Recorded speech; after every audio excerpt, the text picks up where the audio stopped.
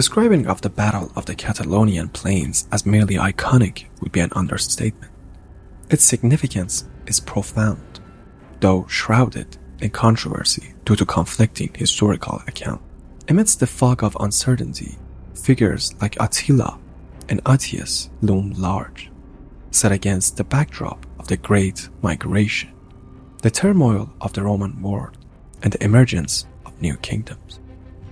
Our knowledge of the Huns prior to their emergence on the Eurasian steppe in the later part of the 4th century is scant. In the 370s, they swept aside the Alans and Goths, dwellers of the northern Black Sea regions. This upheaval likely ignited the Great Migration, driving numerous tribes westwards towards the Roman Empire, either as allies or invaders. The Romans suffered a devastating blow at the Adrianople in 378 by the Visigoths, by the Vandals and Suebi, made incursions into Gaul before seizing parts of Spain.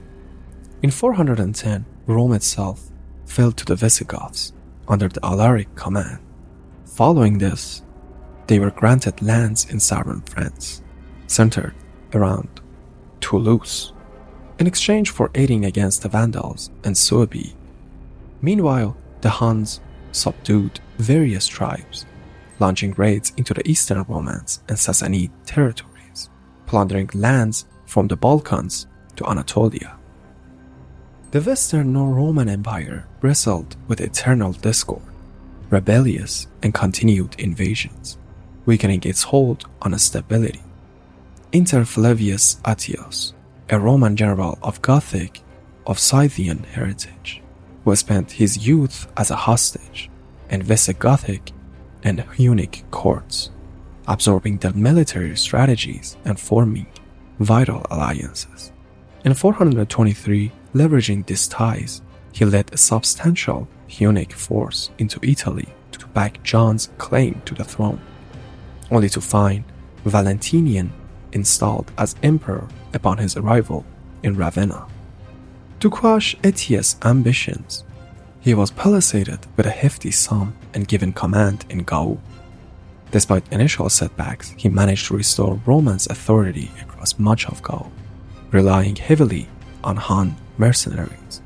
He resettled the Alans near the Orleans to suppress the Breton revolt, dismantled the Burgundian kingdom, resettled its people southward, and weakened the Visigoths and Franks, effectively establishing his own semi-autonomous domain in the region.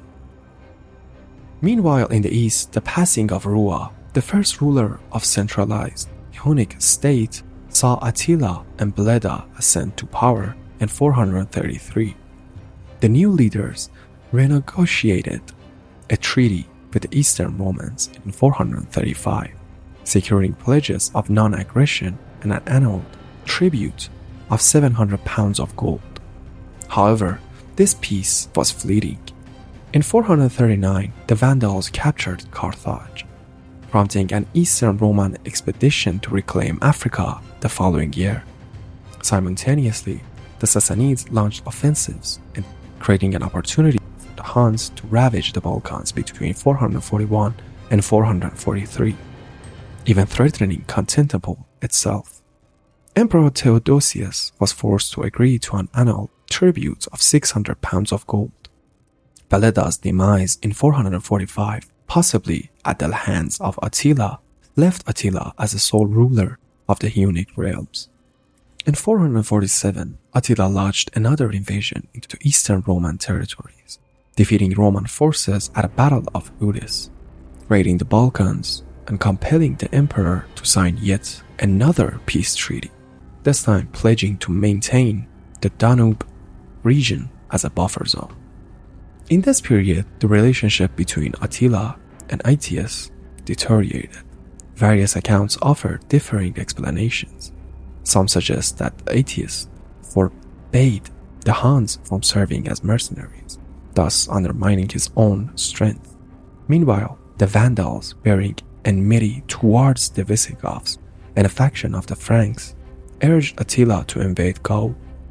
promising cooperation against their common foes. The sister of the Western Roman Emperor, Honoria, dispatched her ring to Attila, ostensibly seeking his aid. However, Attila interpreted this act as a marriage proposal, reportedly demanded half of the empire as dowry. He also expressed discontent that the Huns received no land within the Roman Empire, unlike other allies. War with the Western Roman Empire became inevitable when the Eastern Romans seized tribute payments in 450, upon which Attila relied to pay his troops. Recognizing the challenge in conquering Constantinople and the devastation in the Balkans, he opted for an invasion of Gaul instead. In the spring of 451, Attila, accompanied by the Ostrogoths, Gepids, Alans, and others, crossed the Rhine. Meanwhile, Aetius, stationed in Italy and lacking his usual Hunnic forces, was compelled to form an alliance with his rival, the king of Visigoths, Theodoric, and seek assistance from the Burgundians and Franks to hasten to Gaul. Accounts of Attila's movement and the towns he pillaged remained limited. By early June, Attila cavalry-heavy army reached Orleans. Narratives diverge regarding the siege of Orleans. Some claim Attila laid siege to the city but lifted it upon Aetius' approach. Others assert Aetius arrived near Orleans before Attila and prevented the blockade. The alliance of the Ilani leader, Sanikban, remained uncertain. Nevertheless, as the terrain was unsuitable for cavalry, the Huns retreated, and the Ilari sided with Aetius, who also received reinforcements from Visigoths, Franks, Burgundians, and Saxons. Aetius then pursued Attila. The precise location of the battle, commonly referred to as the Battle of the Catalonian Plains, remains elusive, though some contemporary historians suggest it took place at a site called Morica, approximately 200 kilometers from Orleans. Estimates of troop numbers vary, but it's conceivable that both sides mustered around 40,000 warriors. The Hunnic army favored cavalry, particularly elite horse archery, while the Romans had a stronger infantry contingent. Aetius chased Attila for 2 weeks. On June 19th, this Frankish vanguard clashed with Attila's Gepid rearguard. Attila sought to draw the Romans into the battlefield advantageous for his cavalry. 2 paths led to Morica, separated by a forest. Although the Romans divided their forces to navigate the woodland, Attila made no effort to obstruct them, recognizing his inferiority in infantry. On the 20th of June, the Visigothic column encountered a small cavalry detachment on Montago Ridge. Attila, with no intention of fortifying this position, dispatched cavalry reinforcements. Both the original unit and the reinforcements gradually withdrew, exchanging volleys. By afternoon, the Visigoths gained control of the ridge, setting the stage for a pivotal encounter. Aetius strategically stationed a small cavalry detachment under Theodoric's son, Torismond, to conceal them behind the summit, while organizing his army with forest cover shielding his flank, effectively thwarting Attila's potential flanking maneuvers. Theodoric and Visigoths held the right wing, dismounting to form a shield wall with archers in the second line. Alan cavalry occupied the center, while Romans, Franks, Burgundians, and Saxons fortified the left flank, with infantry forming the first line in a shield formation. Missile infantry and cavalry occupied the rear.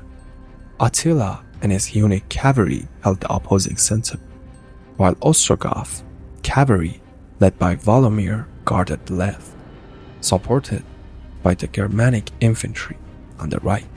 Attila positioned Frankish infantry and Gepid cavalry under Theodoric, with additional Germanic infantry in the second line.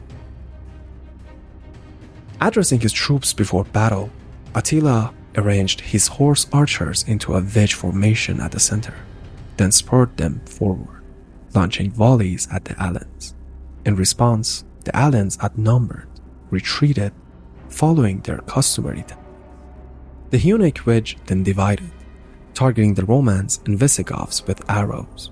However, their effectiveness was mitigated by the shield wall. Conversely, the missile units in the second line managed to inflict casualties on the lightly armored Huns. This diversionary assault provided cover for the Ostrogoths against their Visigothic counterparts, while the Gepids engaged the Romans. Initially, both shield walls yielded ground, but as the momentum of the cavalry waned, they regained composure. Meanwhile, the archers in the second line maintained their barrage. The Huns redirected their focus to the center, attempting to exploit the gap created by the Alan retreat, which threatened the Visigothic shield wall from the flanks and rear. Amidst the chaos, King Theodoric fell while rallying his troops. Tide seemed to turn in Attila's favor. By nightfall, Attila ordered a retreat to the camp, halting the battle entirely. Though the Huns seemed on the defensive, it remained unclear why Aetius did not launch an attack the next day. Some sources suggest that the Visigoths and Franks refused to engage in the battle, while others claim it was Aetius himself who hesitated, considering the Huns a useful counterbalance against the Germanic tribes. According to a later Frankish account, Aetius allegedly received payments from Attila. The exact number of casualties may never be known, but even if significant, it didn't deter Attila, who invaded the Roman Empire again in 452. This time through Italy.